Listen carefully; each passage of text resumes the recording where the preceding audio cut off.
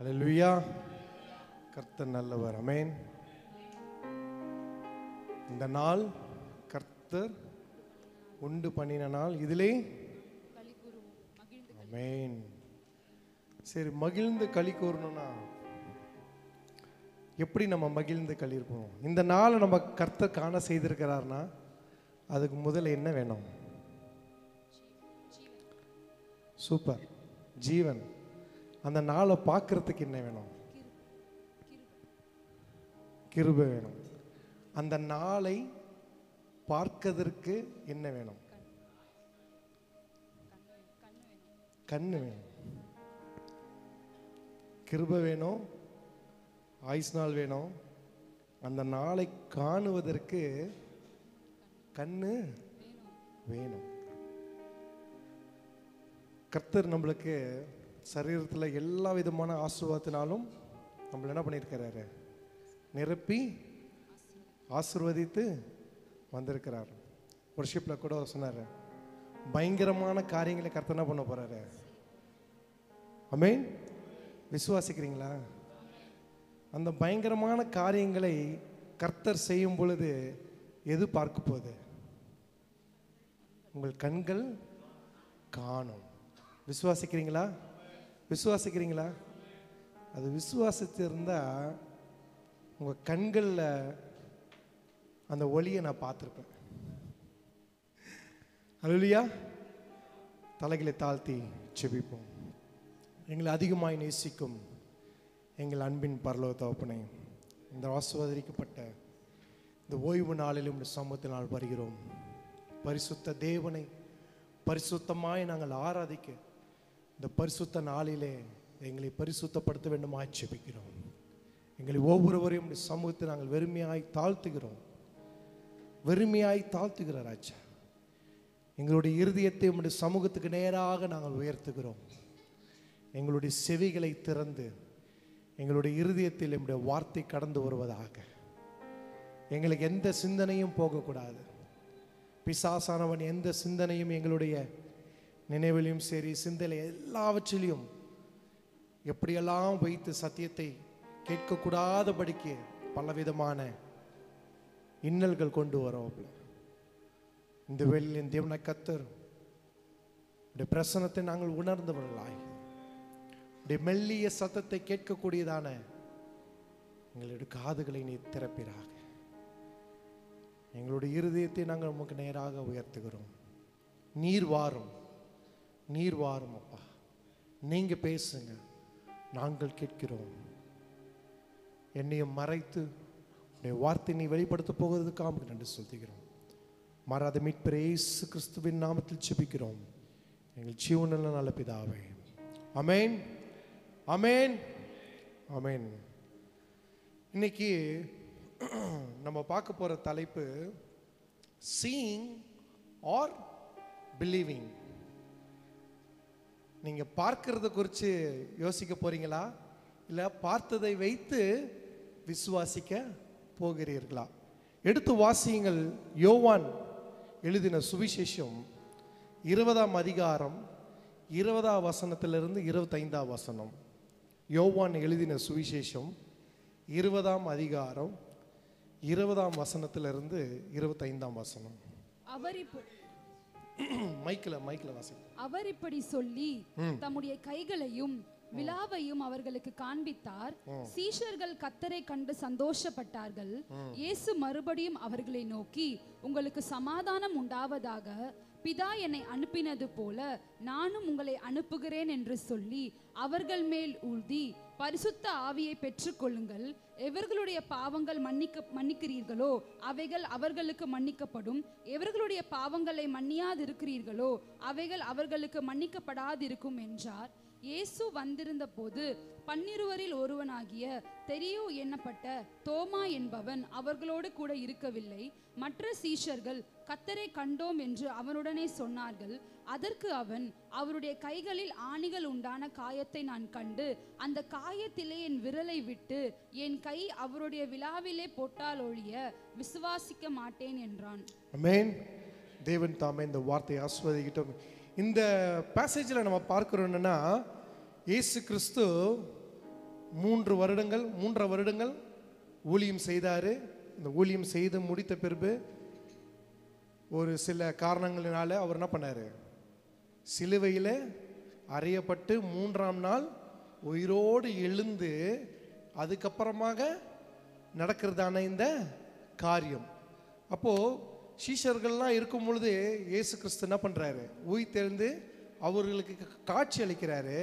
ஆனால் இந்த காட்சியில் என்ன பண்ணுறாங்க, அவர்களை பார்த்து நான் கண்டது உண்மைதானா, அவன் கண்களால் பார்த்தது உண்மைதானான்ற ஒரு பெரிய சந்தேகத்தில் சீஷர்கள் இருக்கிறாங்க. ஆனால் நம்ம அறிவாளி, நம்ம சென்னை பட்டணத்துக்கே வந்த நம்மளுடைய பரிசுத்தவான் தோமா அவர்கள் ஒரு படி மேலே போயிட்டார். என்னன்னா, நான் அவரை நம்பணும்னா அவர் கையில் ஆணி அடிச்சிருக்கும். 3 நாள் உயிரோடு எழுந்தாலும் அது அடிப்பட்ட காயம் 3 நாளில் ஆறாது.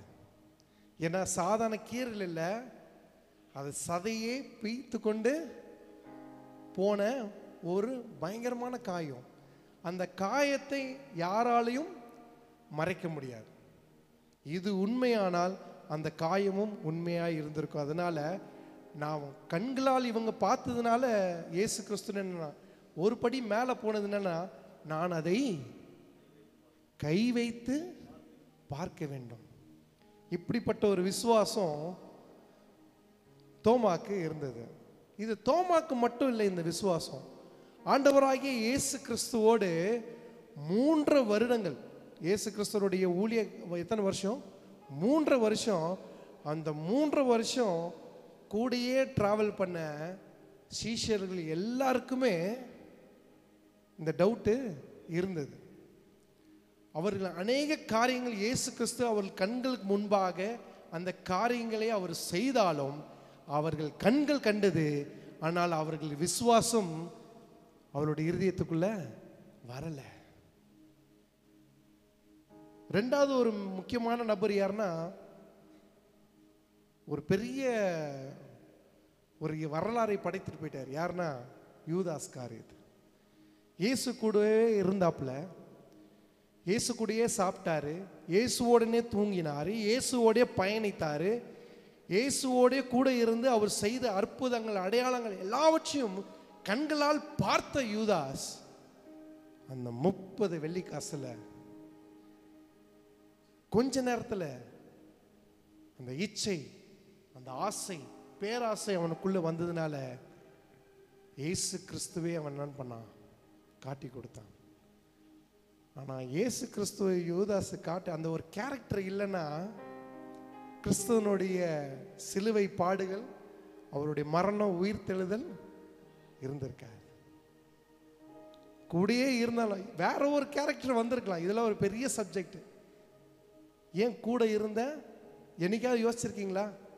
கூடயே இருந்த குழி பறிச்சிட்டான் அப்படின்னு இல்லை, கூடயே இருந்து பிசாசான்.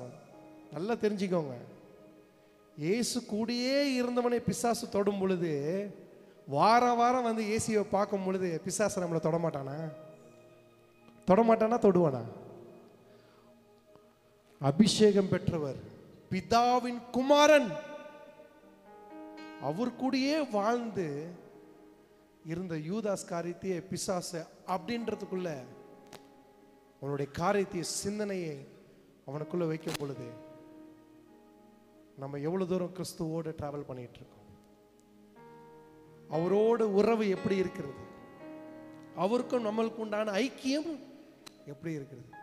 இப்போ பிசாசு ஈஸியாக நம்மள என்ன பண்ணிடுவான், ஃபுட்பால் மாதிரி ஆடிட்டு போயிடுவான். பரிசுத்த ஆவி நம்ம இடத்துல வரும் பொழுது புது பலன் அடைந்து என்ன பண்ணணும், சாட்சியா இருக்கணும். அப்படிப்பட்ட சாட்சி நமக்கு வாழ்க்கையில் இருக்கிறதா? ஆனால் யூதாஸ் காரியத்து அவன் சாட்சியை இழந்துட்டான். அவன் இயேசுவை காட்டி கொடுத்ததுனால அவனுடைய இருதயம் வியாகுலப்பட்டு தன்னைத்தானே அவன் என்ன பண்ணான், மாய்த்து கொண்டான். பிசாசு அவனை காப்பாத்துச்சா? 30 வெள்ளிக்காசு கிடைச்சது தான், வேற எந்த நன்மையும், அவன் செய்த ஊழியம் அவன் செய்த நல்ல காரியங்கள், அவன் பெற்ற நம்பிக்கை, அவன் பெற்ற நல்ல பெயர் எல்லாம் போயிடுச்சு அந்த ஒரே ஒரு சூழ்நிலையில். ஆனால் அவன் மரித்து அவன் எங்கே போனான்? நரகத்துக்கு தான் தள்ளப்பட்டான். அப்படிப்பட்ட ஒரு ஜீவியம் கிறிஸ்துவோடு இருந்து பார்த்தவர்கள் இப்படி இருக்கிறார்கள். அடுத்தது, இயேசு கூட இருந்த மகதலேனா மரியாளும் ஓடி போய் கல்லறையில் என்ன பண்றாங்க? பார்க்கும் பொழுது அங்கே என்ன இருந்தது? கல்லறை திறக்கப்பட்டு இயேசுவை சுத்தின அந்த வஸ்திரம் அங்கேயே. ஐயோ, யாரோ இயேசுவை அபேஸ் பண்ணிட்டானுங்க. நம்ம பாஷையில சொன்னா யாரோ தூக்கிட்டு போயிட்டானுங்க. இயேசுவோடே இருந்தாப்புல, இயேசு செல்கிற ஒவ்வொரு இடங்களிலும் சத்தியத்தை கேட்ட சீஷர்களில் ஒருவரான மகதலேனா மரியாள். ஆனால் அநேக சத்தியத்தை கர்த்தர் சொல்லும் போது என்ன பண்றாரு? நான் அநேக பாடுகளுக்குள்ளே நான் பிரவேசிக்க போகிறேன், இந்த பாத்திரம் ஒரு நாள் இருக்காது, எல்லாம் சொல்லியிருக்காரு ஆண்டவர். முன்னாடியே நம்ம போன மாசம் நம்ம கேட்டது போல ஊமைகளை வைத்து என்ன பண்ணுவாரு? ஜனங்களுக்கு அவங்க வாழ்க்கையில நடக்கிறதான நடைமுறைகளை வைத்து அவர்கள் பிரசங்கிப்பார். அப்படி இருக்கும் பொழுது இன்னும் மகதலேனா மரியாள் கிறிஸ்துவை அறியவில்லை. அவர் செய்த அதிசயங்களை பார்த்த கண்கள் இயேசுவை முழுமையாக விசுவாசிக்கவில்லை. அடுத்த கேரக்டர் பார்த்தோம்னா, இயேசுவோடு இருந்த எல்லா சீஷியர்கள், இவங்களே இயேசு கிறிஸ்துவை அறியலைன்னா அப்ப ஏரோது ராஜா இயேசுவை எப்படி அறிந்திருப்பாரு? ஏரோது ராஜா இயேசுவை அறிந்திருக்க மாட்டார். இயேசுவை சிலுவையில் அறைக்குண்டான அதிகாரத்தை கொடுத்த பிலாத்து இயேசுவை அறிந்திருப்பாரா? அவர் எங்கேயோ ஒரு அரண்மனையில் இருக்கிறாரு. அவருக்கு வந்த செய்தி மட்டும்தான் கேட்டார். அப்போ இயேசு கிறிஸ்துவை பார்த்து அவங்களுக்குள்ள ஒரு சின்ன டவுட்டு, இவங்க சொல்ற குற்றச்சாட்டெல்லாம் இயேசு கிறிஸ்து செய்திருப்பாரா? ஆனால் இருந்தாலும் அவருக்கு உண்டான அழுத்தத்தினால அவர் என்ன பண்ணாரு? சிலுவையில் இவரை அறையுங்கள் என்று சொன்னார். அவருக்குள்ள கூட ஒரு சின்ன டவுட் இருந்தது, இது செஞ்சிருப்பாரான்னு. ஆனால் கூடயே இருந்த சீஷர்களுக்கு விசுவாசம் இல்லை. அதே போல் அநேக ஜனங்கள் அவர் ஊரெல்லாம் சுற்றி திரிந்து சுவிசேஷத்தை அறிவிக்கும் பொழுது இருந்த ஜனங்களும் இயேசு கிறிஸ்துவை அறியாமல் இருக்கிறார்கள். நம்ம வாழ்க்கையில் இப்போ எப்படி இருக்கிறோம்? எனக்கு 40 வயசு தாண்டி போகுது. 40 வருஷம் கர்த்தருடைய சத்தியத்தை நான் பண்ணேன், கேட்டிருக்கேன். கர்த்தர் செய்த காரியங்களை நான் பார்த்துருக்கிறேன். பார்த்ததினால வளர்ந்த விசுவாசமா, இன்னும் நான் விசுவாசத்தினால நான் பார்க்கிற கர்த்தருடைய மகிமையா? by seeing your belief should not increase. பார்க்கிறதுனால உங்க விசுவாசம் பெருகக்கூடாது. நீ கர்த்தரை விசுவாசி, கர்த்தர் உன் கண்களை காண செய்வார். அவர் செய்கிற பெரிய காரியங்கள் மூலியமாக காண செய்வார். அதுதான் முக்கியமான காரியம். பார்த்து விசுவாசிக்கிறவங்க, உலக பிரகாரமாக இருக்கிறவங்க கூட பார்த்து நீ ஒரு சின்ன மேஜிக் செஞ்சினா யூ ஆர் பெஸ்ட் மெஜிஷியன் சொல்லிடுவாங்க. ஆனால் கிறிஸ்துவாகிய நமக்கு ஏன் சொல்லியிருக்குது? இவர்கள் நம்மெல்லாம் என்ன சொல்லுவோம் சபைக்குள்ள? இப்போ பாஸ்டர் போறாரு, உங்களெல்லாம் பார்க்கறாரு, இன்னொரு பாஸ்டர் இருக்காரு, அந்த பாஸ்டர் கிட்ட உங்களை எப்படி சொல்வாரு? இப்படி கதை சொன்னாதான் தெரியுது நம்ம எல்லாம் என்ன பண்ணுறோம், விசுவாசிகளா இருக்கிறோம். ஏன்னா கிறிஸ்துவை சொந்த இரட்சகராக ஏற்றுக்கொண்டதனால் வந்த பேர் தான் விசுவாசி. அப்ப நீ விசுவாசி, கர்த்தர் நீ காணாதவைகளை கர்த்தர் காண செய்வார். ஹல்லேலூயா. இதுதான் பெரிய வித்தியாசம். இதுதான் பெரிய வித்தியாசம். நீ பார்த்து விசுவாசிக்கிறத கர்த்தர் நேசிப்பாரா, விரும்புவாரா? நீ காணாதவைகளை குறித்து கர்த்தரை விசுவாசிக்கும் பொழுது கர்த்தர் அந்த காரியத்தை செய்து முடிப்பார். ஹல்லேலூயா. இதுதான் பெரிய காரியம். இதை விட்டுறோம், உலகத்தின் பின்னாடி போறோம், உலக பிரகாரமான காரியங்களை நம்ம நினைச்சுக்கிட்டு இருக்கோம், உலக மனுஷர்களை நம்பிக்கொண்டு இருக்கிறோம், நம்மளுடைய சுய காரியங்களை குறித்து நம்பிக்கொண்டு இருக்கிறோம், நம்மளுடைய சுய பலத்தினால இது முடிஞ்சிடும் நம்பிக்கொண்டு இருக்கிறோம். கர்த்தருடைய கரம் நம்ம கிட்ட இல்லைனா, அவருடைய பிரசன்னம் நம்ம கிட்ட இல்லைனா, அவருடைய மகிமை நம்ம கிட்ட இல்லைனா, அவருடைய கிருபை நம்ம கிட்ட இல்லைனா இந்த நாளை நாம் காண செய்ய முடியும். இந்த நாளை நம்மளால பார்க்க முடியாது. நான் நிற்பதும் நிர்மூலமாகாமல் இருப்பதும் கர்த்தருடைய சுத்த கிருபை. அவர் கிருபை இல்லாவிட்டால் நம்மளால ஒண்ணுமே பண்ண முடியாது, ஒண்ணுமே பண்ண முடியாது. எடுத்து வாசியுங்கள், யோவான் 1ஆம் அதிகாரம் 11ஆம் வசனம். யோவான் 1ஆம் அதிகாரம் 11ஆம் வசனம்.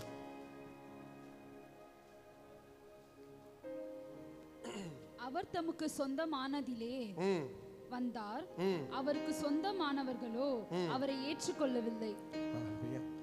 அவர் தமக்கு சொந்தமானவைகள் இருந்தே வந்தார். பிதா தன்னுடைய ஒரே குமாரன் என்ன பண்ணாரு, இந்த பூமிக்கு வந்தார். ஏன்னா நம்மளெல்லாம் சொந்தமாக்கி கொள்ள, நம்மளெல்லாம் சொந்தமாக்கி கொள்ள. ஆனா நம்ம அவருக்கு சொந்தமானோமா? அவர் தான் நம்மள சொந்தக்காரர் மாதிரி நினைச்சிட்டு போயிட்டாரு. இதெல்லாம் என் சொந்த பந்தங்கள். ஆனா இன்னமும் அவர்கிட்ட இருந்து வாங்கிட்டு தான் இருக்கோம் தவிர அவரை சொந்தமாக, சொந்த இயேசுவாக, சொந்த இரட்சகராக, சொந்த கிறிஸ்துவாக நம்ம இன்னும் என்ன பண்றோம், இறுதியும் ஏற்றுக்கொள்ளாமல் இன்னும் கர்த்தரை நம்ம துக்கப்படுத்தி கொண்டே தான் இருக்கிறோம், தூஷித்து கொண்டே தான் இருக்கிறோம். திருப்பிய வாசிமாது, அப்பதான் நல்லா தெரியும். அவர் தமக்கு சொந்தமானதிலே வந்தார், சொந்தமானதிலே வந்தார், அவருக்கு சொந்தமானவர்களோ அவரை ஏற்றுக்கொள்ளவில்லை, அவரை ஏற்று கொள்ளவில்லை. எவ்வளோ ஒரு துக்கமான காரியம். அவருடைய இருதயத்தை நம்ம துக்கப்படுத்தி கொண்டே இருக்கிறோம். கர்த்தர் இதை நேசிப்பாரா? நம்ம எல்லாரும் அதே கண்டிஷன்ல தான் இருக்கோம். நான் இங்க நின்று பேசுறதுனால நான் கிறிஸ்துவை துக்கப்படுத்தலைன்னு சொல்லவே முடியாது. நானும் கிறிஸ்துவை துக்கப்படுத்தி கொண்டு தானே. ஆனால் கர்த்தருடைய வார்த்தை நம்மளுக்கு கேட்கும் பொழுது, அவருடைய வார்த்தையை நம்மளுடைய வாழ்க்கையில செயல்படும் பொழுது, நம்மளுடைய இருதயத்தில் அதை வைக்கும் பொழுது நம்மளுடைய குணாதிசயம் மாறும். அவரை நேசிக்க நம்ம ஆரம்பிப்போம். அந்த விசுவாசத்துக்குள்ளே என்னுடைய வாழ்க்கையை நான் கடக்க நான் முயற்சி செய்வேன். அல்லேலூயா. இதே தான் செய்கிறோம். நம்ம சபைக்குள்ளே வந்தோம்னா கர்த்தர் செய்த காரியங்களெல்லாம் நம்ம மறந்துடுறோம். இன்னைக்கு வரும்பொழுது, ஆண்டவரே இன்னைக்கு ஏதாவது ஒரு புது வார்த்தை வந்துடாதா? ஏன் இது சத்தம்? ஒரு புது வார்த்தை வந்துடாதா? அந்த வார்த்தையை நம்பி வரும். கர்த்தருடைய வார்த்தையை விசுவாசிப்பது நல்லது. ஆனா இந்த வார்த்தை வந்தாதான் எனக்கு இந்த வாரம் ஓடும், இந்த வார்த்தை வந்தாதான் இந்த மாசம் ஓடுன்ற நிலைமைக்கு கர்த்தர் நம்மளை வைக்கல. நல்லா தெரிஞ்சுக்கோங்க, அந்த நிலைமைக்கு கர்த்தர் நம்மளை வைக்கல. அந்த வார்த்தை வாக்கு தத்துவம்னா அது சொல்லி முடித்தது, அது நிறைவேறப்பட்டது. உன் வாழ்க்கையிலையும் அது நிறைவேறும், உன் வாழ்க்கையிலையும் அது நிறைவேறும். அது காலம் கடந்து செல்லாது. இந்த வயசுல தான் அது நடக்கும், அந்த வயசுல தான் நடக்கும், 6 வயசுல தான் நடக்கும், 60 வயசுல நடக்கும், நடக்காது இல்லை. 6 வயசுலயும் நடக்கும், 60 வயசுலயும் அது நடக்கும். ஏன்னா அந்த வார்த்தை ஜீவனுள்ள வார்த்தை. சபைக்கு வரும் பொழுது ஏதாவது ஒரு வார்த்தை ஆண்டவர் பேசுவார்.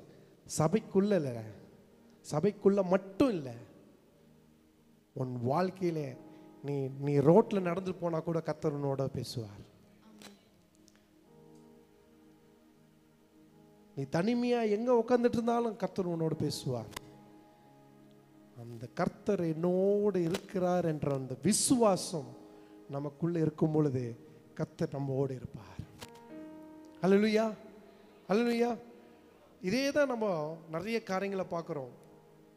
ஜனங்களும் கர்த்தர் இயேசு கிறிஸ்து வாழ்ந்த காலங்களில் அவர் செய்த அற்புதங்கள் அடையாளங்களை குறித்து கண்டதுனால அவங்க என்ன பண்ணுறாங்க, அவரை விசுவாசித்தார்கள். இதே தோமா, திருப்பி நம்ம தோமாக்கே வரும்னா,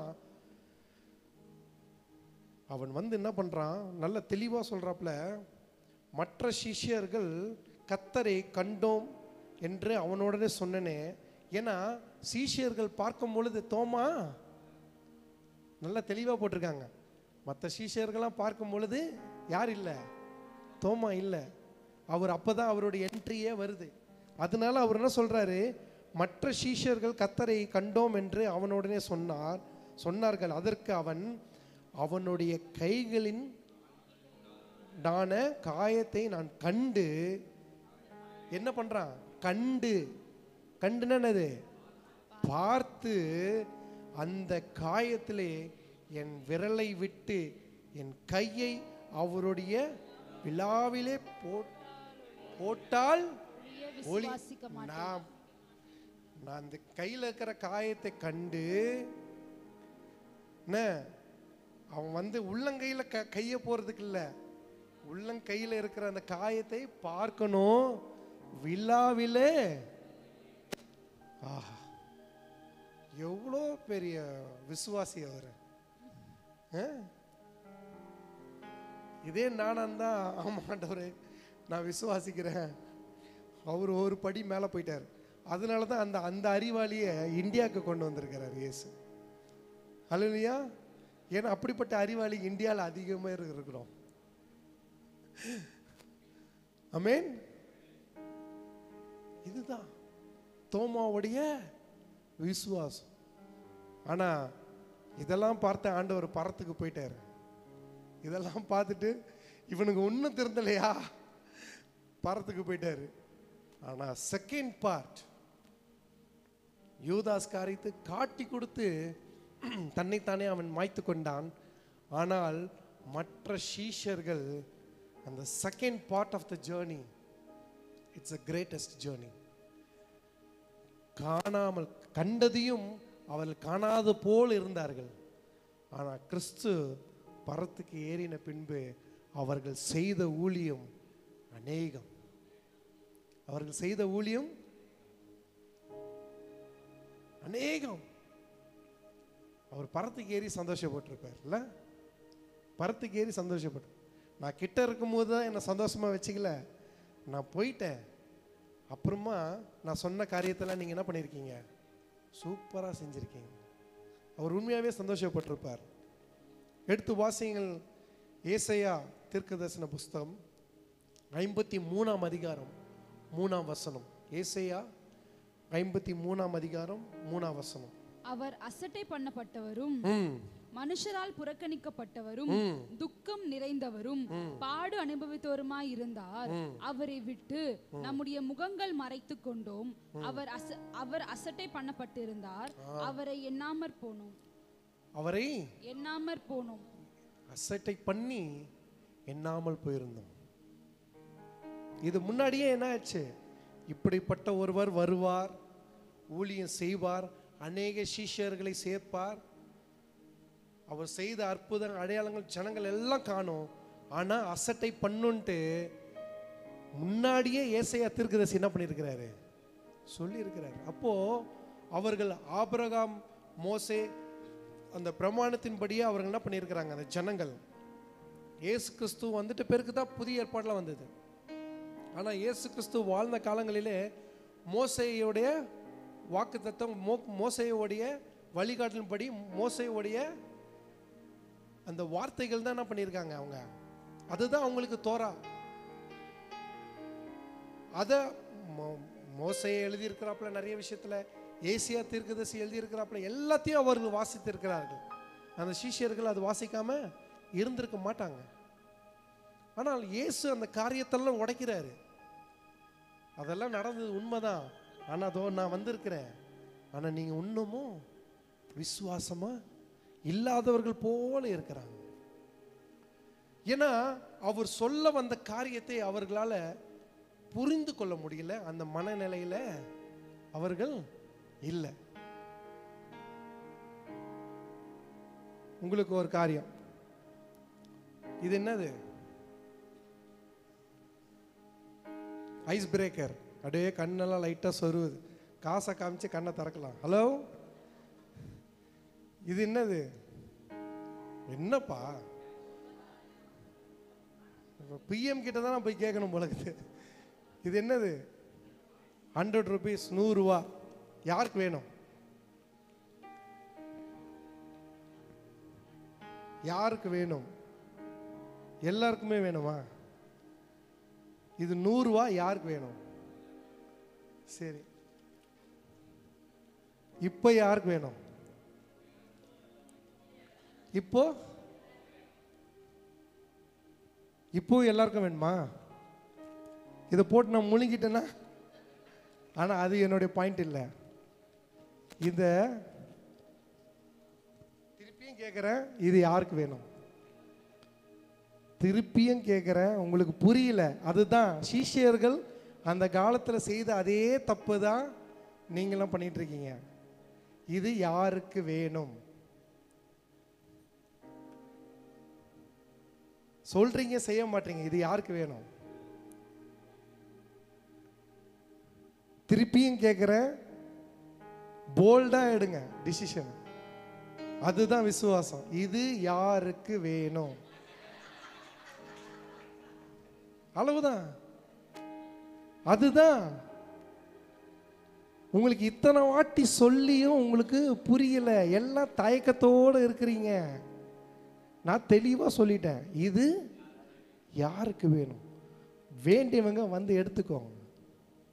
கர்த்தருடைய ஆசீர்வாதம் உங்களை தேடி வருதுன்னா அந்த ஆசீர்வாதத்தை எடுத்துக்கொள்ளுதான தகுதியை நீங்கள் வளர்த்துக்கணும். அந்த ஆசீர்வாதத்தை எடுத்துக்கொள்ள வேண்டிய தகுதியை நீங்கள் வளர்த்துக்கணும். நீங்கள் உட்காந்த இடத்துல ஆசீர்வாதம் வராது.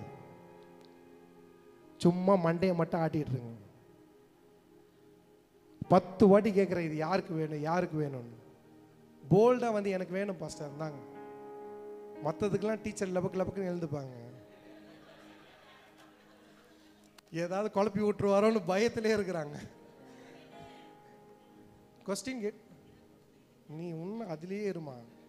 கிளாஸ் ரூம் விட்டு வெளியில் வந்து சர்ச்சுக்கு வாமா. அப்போ நல்ல பளபளன்னு இருந்த 100 ரூபா நோட்டு யாருக்கு வேணும்னா எனக்கு வேணும். கசக்கி காமிச்சிட்டேன், யாருக்கு வேணும்? வேணும். ஒரு சில பேர் ஒரு படி மேலே போய் மெதிச்சு அழுக்கு பண்ணி கொடுக்குறேன், யாருக்கு வேணும்? வேணும். என்ன ஆனாலும் அந்த 100 ரூபா வேணும், செல்லும். ஏன்னா உங்க கண்கள் கண்டு இருக்கு. எப்படி ஆனாலும் கிழிஞ்சு போனாலும் பேங்க்ல கொடுத்தா அந்த 100 ரூபா என்ன பண்ணிடுவான்? மாத்தி கொடுத்துருவான். அப்போ உன் கண்களால் நீ கண்டதை வைத்து நீ விசுவாசிக்கிறாய். இது உலகம். இதுதான் உலகம். உன் கண்களால் நீ கண்டவைகளை வைத்து விசுவாசிக்கிறாய், அது உலகம். நீ விசுவாசி, நீ காணாதவைகளை கர்த்தர் செய்வார். அதுதான் கிறிஸ்துவோடைய காரியம். அதான் கிறிஸ்துவோடைய காரியம். ஹல்லேலூயா. இப்படிப்பட்ட ஒரு விசுவாசத்தில் தான் நம்ம என்ன பண்ணியிருக்கோம்? வாழ்ந்து கொண்டு இருக்கிறோம். யாருக்கு வேணும்னு கேட்டேன், நீங்களே எழுந்துக்க மாட்டீங்க தெரிஞ்சு நீங்களே வந்து எடுத்துக்கிட்டீங்க. இதுதான் வேணுமா வேணுமா. அதெல்லாம் முன்னாடி கேளுங்கள் கேளுங்கள் தரப்படும், தட்டுங்கள் திறக்கப்படும். கர்த்தர் கேட்டுன்னு இருப்பாரு. நீ கிட்ட வந்தீனா கொடுப்பார். ஒருவன் எவன் சத்தத்தை கேட்டு கதவை, சத்தத்தை கேட்டுட்டு நீ அப்படியே சோஃபால சேர்ல உட்காந்துருந்தீங்கன்னா கர்த்தர் உள்ள வர மாட்டாரு. அவர் உள்ள வர்றதுக்கு அந்த வழியை நீங்க என்ன பண்ணணும்? கொடுக்கணும். உன் இருதயத்தை கர்த்தருக்கு திறக்கணும். அப்பதான் கர்த்தர் உன் இருதயத்துக்குள்ளே பிரவேசிப்பார். ஹல்லேலூயா, ஹல்லேலூயா. நம்ம தோமாவை போல இதே சந்தேகப்பட்டு நம்மளுடைய வாழ்க்கையை நம்ம என்ன பண்றோம்? ஓட்டி கொண்டு தான் இருக்கிறோம். கூடவே இருந்தார், கூடவே இருந்தோம், கூடவே அவர் செய்த காரியங்களை பார்த்தோம், அற்புதங்கள் அடையாளங்கள் எல்லாவற்றையும் பார்த்தோம். ஆனால் கண்கள் பார்த்த அதிசயம் என் இருதயத்துக்கு அந்த அதிசயம் செல்லலை. அந்த விசுவாசம் என் இருதயத்துக்குள்ள போல, என் வாழ்க்கையில் அந்த விசுவாசத்தை நான் அப்ளை பண்ணல. இது இயேசு கிறிஸ்து வாழ்ந்த காலங்களில். ஆனா இயேசு பரத்துக்கு போய் புதிய ஏற்பாடு காலத்தில் சபைகள் அருமையா இருந்தது. அதையும் நம்ம அடுத்தது பார்க்க போறோம். இயேசு வாழ்ந்த காலங்களில் எப்படி இருந்தார்கள், இயேசு மரித்து 3ஆம் நாள் உயிரோடு எழுந்து பரத்துக்கு ஏறின பின்பு இருந்த சபை மக்கள், தேசங்கள் மக்கள் எப்படி இருக்கிறாங்கன்னு பார்க்கிறோம். எடுத்து வாசியுங்கள். 1 பேதுரு 1ஆம் அதிகாரம் 8-9. 1 பேதுரு 1ஆம் அதிகாரம் 8-9. நல்ல மைக்கில் வாசிங்க. அவரை நீங்கள் காணாமல் இருந்தும் அவரிடத்தில் அன்பு கூறுகிறீர்கள். நல்ல நிறுத்தி நிதானமா எல்லாருமே எடுத்துட்டீங்களாமா? எல்லாருமே எடுத்துட்டீங்களா? இப்ப பாருங்க. அவரை நீங்கள் காணாமல் இருந்தும் அவரிடத்தில் அன்பு கூறுகிறீர்கள். இப்பொழுது அவரை தரிசியாமல் இருந்தும் அவரிடத்தில் விசுவாசம் வைத்து சொல்லி முடியாததும் மகிமையால் நிறைந்ததுமாகி இருக்கிற சந்தோஷம் உள்ளவர்களாய் களி கூர்ந்து உங்கள் விசுவாசத்தின் பலனாகிய ஆத்தும ரட்சிப்பை அடைகிறீர்கள். ஹல்லேலூயா, ஹல்லேலூயா. அங்க இயேசு கிறிஸ்து கூடயே இருந்த சீஷியர்கள் கண்டும் காணாதவர்களைப் போல இருந்தார்கள். ஆனா இங்க என்ன சொல்லி இருக்குது? அவரை நீங்கள் காணாமல் இருந்தும் அவரிடத்தில் அன்பு கூறுகிறீர்கள். ஹல்லேலூயா, ஹல்லேலூயா. அப்ப எது உன்னதமான அன்பு? எது உன்னதமான அன்பு? கிறிஸ்துவோட கூட இருந்து கண்டு காணாமல் இருக்கிற அன்பு பெருசா, காணாமல் இருந்தும் அவர் மேல் அன்பு கூறுகிற அன்பு பெருசா? ஹல்லேலூயா. கர்த்தர் இதை தான் விரும்புறார்.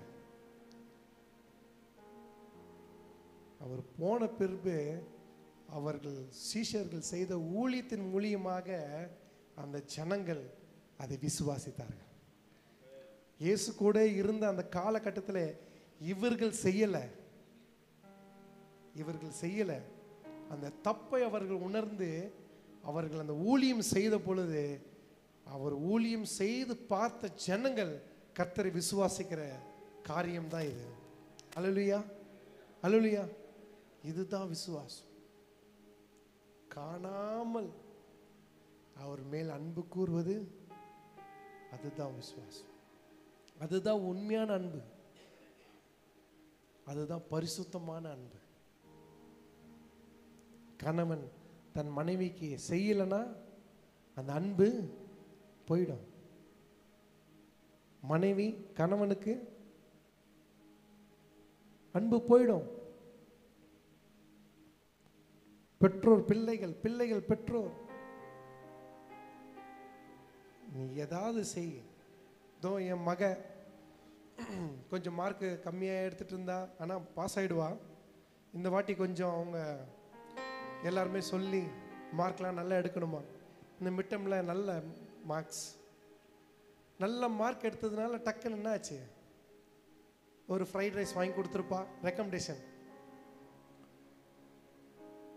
அப்போ நான் ஏதாவது பண்ணா எனக்கு ஏதாவது ரிட்டர்னு?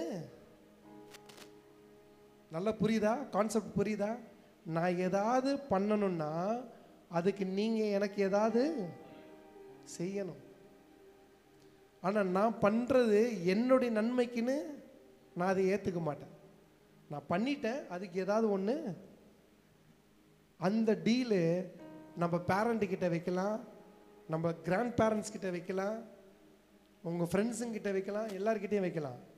ஆனால் உன்னை உருவாக்கின இயேசு கிறிஸ்து கிட்ட அந்த டீலை வச்சிங்கன்னா, காத்தாடி விடும் போது டீல் ஆயிடுச்சுன்னா என்ன அர்த்தம் சொல்லுங்க?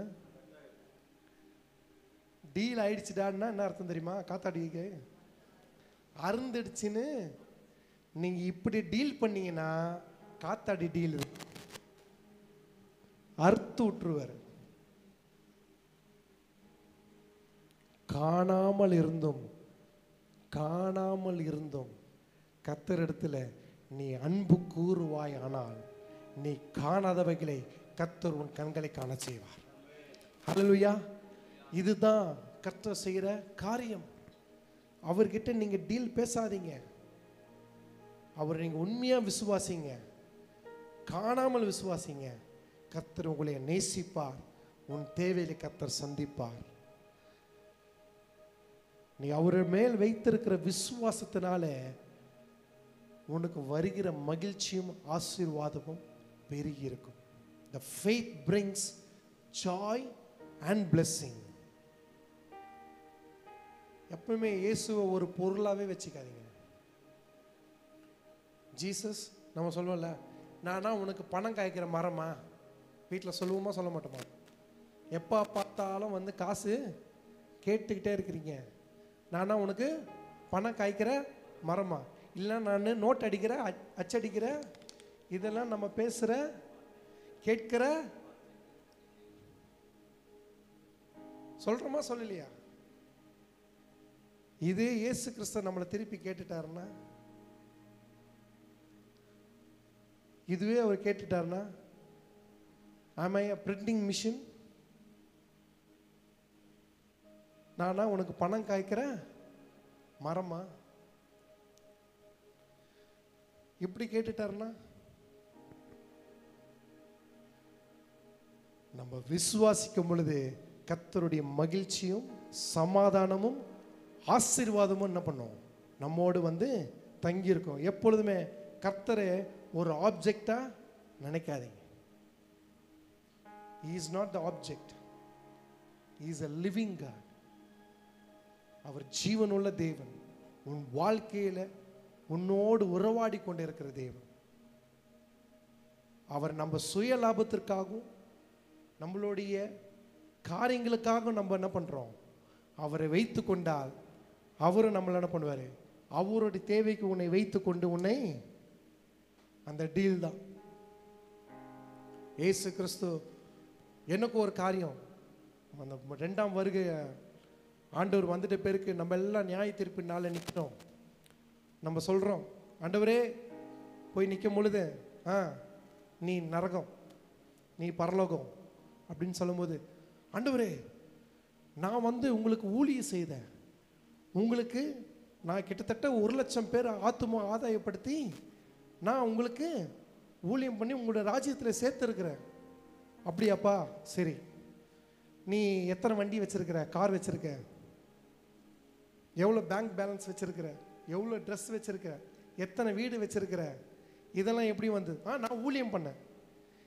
நீ என்ன வச்சு ஊழியம் பண்ணி, நீ என்ன வச்சு பிஸ்னஸ் பண்ணி இதெல்லாம் நீ சம்பாதிச்சிட்ட. எப்படி? நீ என்ன வச்சு ஊழியம் பண்ணி, நீ என்ன வச்சு பிஸ்னஸ் பண்ணி இதெல்லாம் சம்பாதிச்சிட்ட.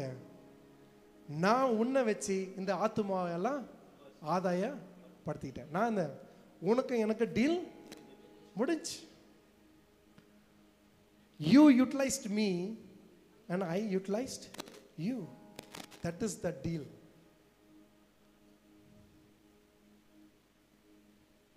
பிஸ்னஸ்க்கு பிஸ்னஸ். இப்படிப்பட்ட பிஸ்னஸ் நம்மளுக்கு வேணுமா? இப்படிப்பட்ட பிஸ்னஸ் தான் நம்ம இயேசுகிட்ட டீல் பண்ண போகிறோமா?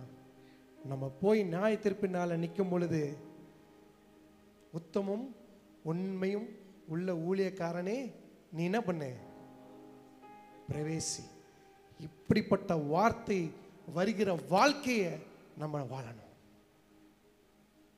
எதிர்பார்த்து வாழ்கிற வாழ்க்கையா இருந்தா உன் வாழ்க்கை எதிர்பார்த்தே கொண்டுதான் இருக்கும், எதிர்பார்த்து கொண்டே தான் இருக்கும். உன் கண்கள் காணாது. முன்னாடியே சொன்னது போல, நீ பார்க்கிறதுனால விசுவாசிக்கிறாயா, இல்லை விசுவாசித்து அதை காண போகிறாயா? நான் பார்த்ததுனால நான் விசுவாசிக்கிறேன். அந்த சீஷர்கள் செஞ்ச அதே தப்பு தான் நம்மளும் செஞ்சுக்கிட்டு இருக்கோம். பார்க்கிறதுனால, இயேசு செய்த அற்புதங்கள் அடையாளங்கள் எல்லாவற்றையும் பார்த்ததுனால தான் அவர் பின் சென்றார்கள். பார்த்ததுனால தான் வந்து குருடர்கள் கண் பார்வை பெற்றுக்கொண்டார்கள். பார்த்ததுனால தான் செவிடர்கள் காது கேட்கும்படி செய்தார்கள். பார்த்ததுனால தான் அநேக ஜனங்கள் கூடி வந்தார்கள். அங்கே போனா, முன்னாடியே சொன்னது போல, அங்கே போனா ஆசீர்வாதம் கிடைக்கும். அங்க போனா அற்புதம் கிடைக்கும். அங்க போனா நல்ல வார்த்தை, அங்க போனா நல்ல சாப்பாடு கிடைக்கும். வந்த ஜனங்கள் ஏதோ ஒரு எதிர்பார்ப்போடு தான் அங்க என்ன பண்ணாங்க, வந்தார்கள். வந்தவர்கள் சும்மாலாம் வரல, எதிர்பார்ப்போடு வந்தார்கள். ஆனா கர்த்தருடைய எதிர்பார்ப்பே வேற. கர்த்தருடைய எதிர்பார்ப்பே, அந்த எதிர்பார்ப்புக்கு ஏற்ற மாதிரி அவரோடு நம்ம உருவாடும் பொழுது கர்த்தர் அநேக காரியங்களை செய்வார். ஹல்லேலூயா, ஹல்லேலூயா. இப்படி இருக்கும் பொழுது தான் கர்த்தர் நம்மளுக்கு ஒரு உன்னதமான பரிசை நம்ம பண்ணுவார், கொடுப்பார். If he decide to reward you, he will give a precious gift. நீ எதிர்பார்க்காத gift உனக்கு கிடைச்சிடும்.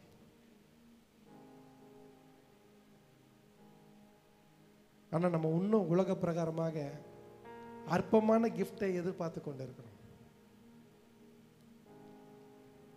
உனக்கு ஒரு மாசத்துக்கு தேவைப்படுறது இல்லை ஒரு வருஷத்துக்கு தேவைப்படுற கிஃப்டை தான் நீ என்ன பண்ற, கேட்டுட்டு இருக்க, எதிர்பார்க்குற. நீ காணாதவைகளை குறித்து யோசிக்காமல் கர்த்தருடைய மேல் உன்னுடைய வார்த்தையும் உன்னுடைய கண்களையும் உன்னுடைய விசுவாசத்தை நீ வைக்கும் பொழுது கர்த்தர் காணாதவைகளை செய்வார். ஹல்லேலூயா. எடுத்து வாசியுங்கள். அதே 9வது வசனம், 1 பீட்டர், உங்கள் 1 பேதுரு 8:1-9 சாரி. உங்கள் விசுவாசத்தின் பலனாகிய ஆத்தும ரட்சிப்பை அடைகிறீர்கள். உன் விசுவாசத்தின் பலனாகிய ஆத்தும ரட்சிப்பு. உன் ஆத்துமா ரட்சிக்க பெற்றால் நீ எல்லாம் பெற்ற மாதிரி தான். உன் ஆத்துமா ரட்சிக்கப்பட்டால் நீ ஜீவனோடு இருக்கிறான். உன் ஆத்துமா ரட்சிக்கப்பட்டால் நீங்க சுகத்தோடு இருக்கலாம்.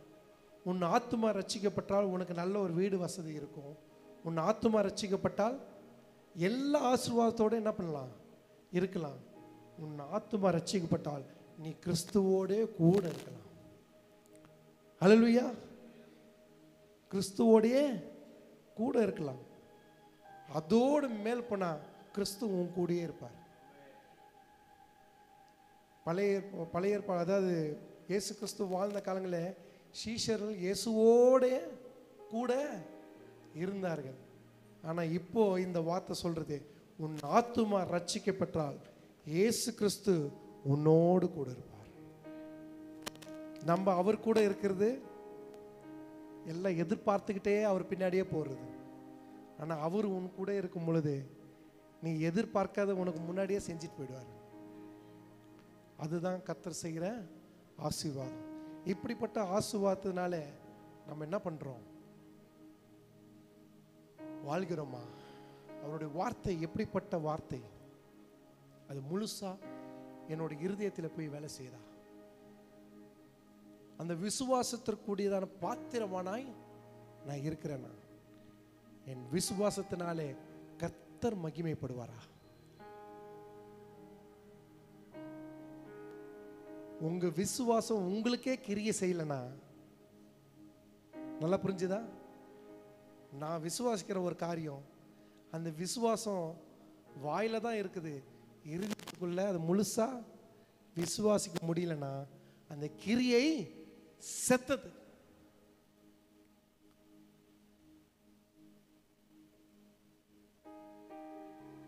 அதனால்தான் வார்த்தை சொல்லுகிறது, நீ விசுவாசித்தால் தேவனுடைய மகிமையை, அந்த உன்னதமான மகிமையை காணும் பொழுது கர்த்தர் உன் கண்களை காண செய்யும். உன் கண்களால் மாத்திரம் அதை நீ காண்பாய். உனக்கு கிடைக்கிற ஆசீர்வாதம் உன் கண்ணுக்கு தெரியும் பொழுதுதான் உன் இருதயத்துக்கு சந்தோஷம். எனக்கு கிடைக்க வேண்டிய ஆசீர்வாதம் கிடின் பிரதருக்கு கண்ணுக்கு தெரிஞ்சதுன்னா அது அவருக்கு தேவையில்லாத ஆசீர்வாதம். புரிஞ்சதா உங்களுக்கு?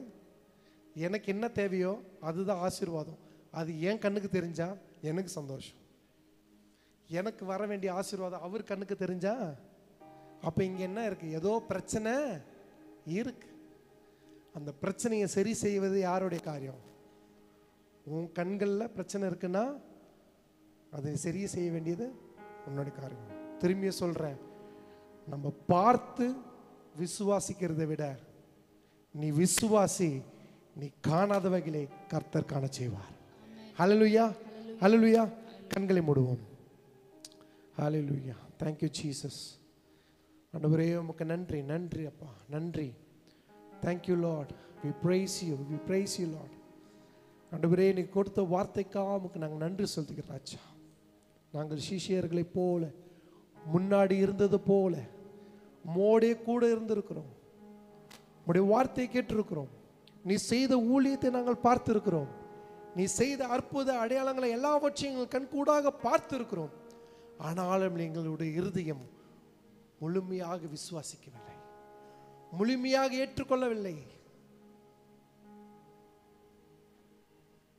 முழுமையாக உண்மை நாங்கள் அறியாமல் இருந்திருக்கிறோம்.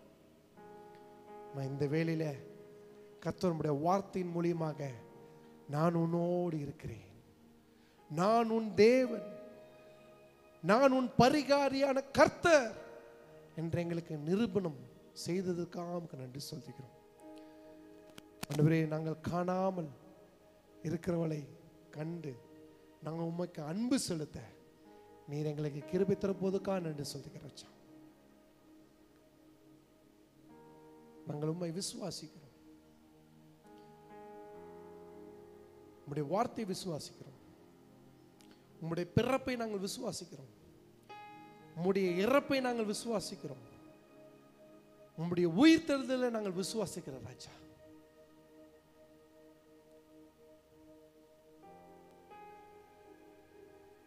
எங்களுடைய கண்களினால நாங்கள் பார்த்து விசுவாசியாமல் எங்கள் இருதயத்தில் முழுசாக நாங்கள் அதை விசுவாசிக்கிறோம். இந்த விசுவாசத்தை உறுதிப்படுத்தும் விதமாக நீர் எங்களை கனப்படுத்த போவதற்காக நன்றி சொல்கிறோம். வந்திருக்கிற ஒவ்வொருவரும் நீர் ஆசீர்வதிப்பீராக. இன்னும் விசுவாசத்தில் வளர கர்த்தரே இன்னும் அவர்களுக்கு நீ உதவி செய்ய வேண்டுமா ஜெபிக்கிறோம். அவர்கள் காணாதவைகளை கர்த்தரை காண செய்ய போவதற்காக நன்றி. இந்த கருத்தில் நாங்கள் எங்களை முழுமையாக ஒப்பு கொடுக்கிறோம். பாதுகாத்துக் கொள்ளுங்க, பலப்படுத்துங்க. மாறாத மீட்பர் இயேசு கிறிஸ்துவின் நாமத்தில் ஜெபிக்கிறோம் எங்கள் ஜீவனுள்ள நல்ல பிதாவே. ஆமென், ஆமென், ஹல்லேலூயா. கர்த்தர் தாமே உங்களை ஒவ்வொருவரையும் ஆசீர்வதிப்பாராக.